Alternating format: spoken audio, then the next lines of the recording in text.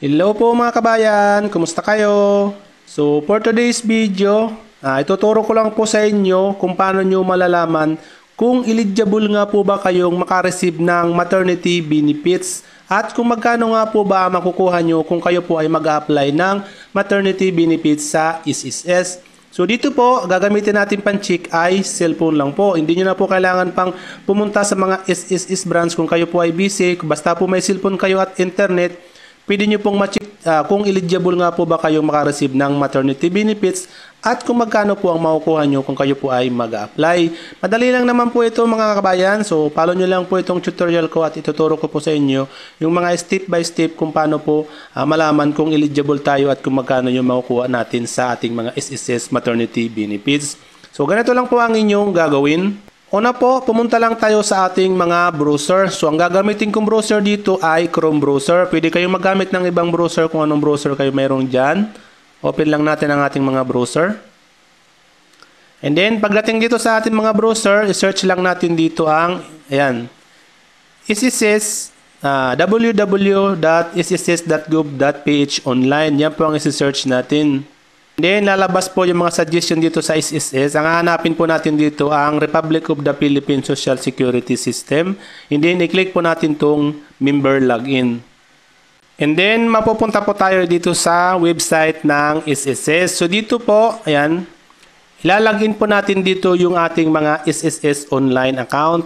So kung wala pa po kayong SSS online account, meron po tayong tutorial dyan na pwede nyo pong panoorin para po makagawa kayo ng SSS online account. So hanapin nyo na lang po sa ating videos dyan. Meron po tayo dyan tutorial paano gumawa ng SSS online account sa ating mga cellphone.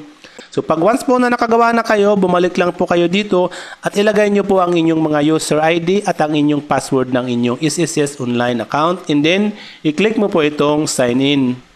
And then, lalabas po ito ang inyong account. Dito, i-close nyo na lang po ito.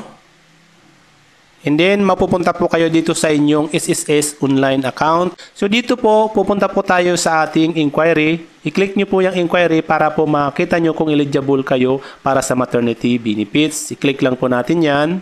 So, pag ganito po ang lumabas sa inyo, balikan nyo ulit yung inquiry. I-click nyo ulit. And then, nalabas po dyan yung ibang option. So, dito tayo pupunta sa eligibility. Ayan, i-click po natin yan. And then, lalabas po ito. So, dito po, mayroon pong tatlong option na pwedeng gawin po. List of benefits. Ito po yung pwedeng makareceive ng benefits nito. Yung mga self-employed voluntary sickness, yung separated SSS sickness, at self-employed voluntary maternity. So, siyempre, dito po tayo sa maternity kasi buntis nga po. Yan, i-click natin yan. And then, lalabas po ito. So, dito po, may mga pipilapan po tayo dito. Ayan, para po mag-inquire. Una po ang confinement start. Dito po sa confinement start, tingnan nyo po muna kung kung anong date po yung inyong delivery date. Tapos ang ilalagay nyo po dito ay 15 days before ang inyong delivery date po. Okay? So tingnan nyo po muna kung ang delivery date nyo. Halimbawa po ang delivery date nyo ay, i-click ang delivery date na yan.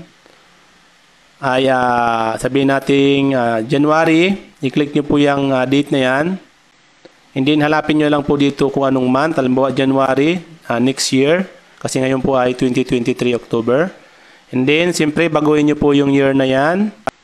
Hanapin nyo po yung 2024 or anong year po. And then, halimbawa po, ang delivery date nyo ay January 15. Yan, i-click nyo po yan, 15. Yan. And then, balikan nyo po itong confinement start. I-click nyo po yan. And then dito, hanapin nyo po ang January. I-click nyo po yan. Hanapin nyo po ang January. Ayan. And then, i-click nyo po itong year. Ayan. Tapos, hanapin nyo ang 2024. Ayan. And then, so makikita nyo po yan. Naka-highlights po yung 15 days lang po yan. Makikita nyo dyan naka-highlights. Ibig sabihin, yan lang po ang available na pwede nyo select sa confinement start. 15 days lang po mula po doon sa delivery date nyo. So, halimbawa, ang confinement start mo ay January 1. Yan. So, okay na po yan. So, dito naman po sa delivery number, kung ilan po yung aanakin nyo, kung may twins, triplets, kung ilan naman po ang gusto nyo dyan nasa tiyan nyo po.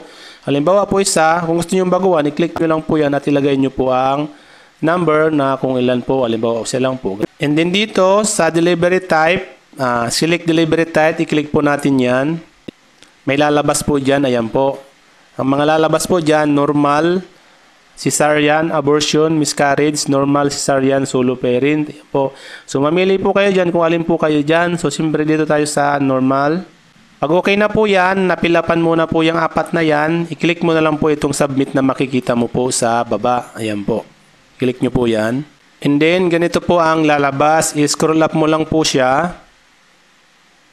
And then, dito sa pinakababa, makikita mo dito ang maternity eligibility. So, makikita mo dito, pag may nakita ka po dyan na contribution at mga numbers na yan, ibig sabihin po ay eligible ka po makareceive ng maternity benefits. So dito po makikita mo nyo po kung ilang total amount po ang pwede nyong ma-receive kung kayo po ay mag-apply ng maternity benefits. So ayan po, amount of benefits na pwede nyo pong ma-receive. Yan po sa baba. Okay?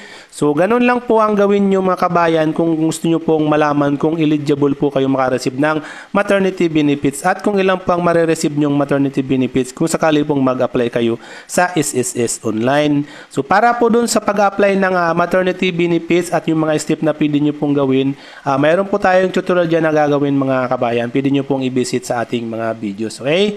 So kung may mga katanungan po kayo, pwede nyo pong itanong sa comment section ng video na to at sasagutin po natin yan sa abot ng ating makakaya. Hanggang sa muli, much love, God bless.